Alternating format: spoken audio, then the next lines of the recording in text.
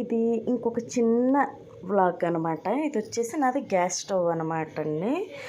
ఈ మూలన ప్లేస్ కనపడుతుంది కదా, దాంట్లో అయితే నేను మంచి నూనె సీసా, కారం, అలానే పసుపు జాడి ఇవి ఇలా ఒక ట్రేలో అయితే పెట్టేసుకొని దీని లోపల ఒక ప్లాస్టిక్ షీట్ అనేది వేసుకొని ఆ కార్నర్లో అయితే పెట్టుకుంటాను అనమాట. ఇలా పెట్టేసుకుంటానండి.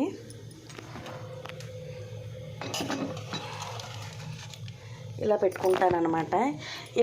ఇలా ఎందుకు పెట్టుకుంటాను అంటే, ఒకటి ఏంటంటే ఈ బాటిల్ అనేది ఈ ర్యాకుల్లో అయితే పట్టదనమాట, అదొకటి.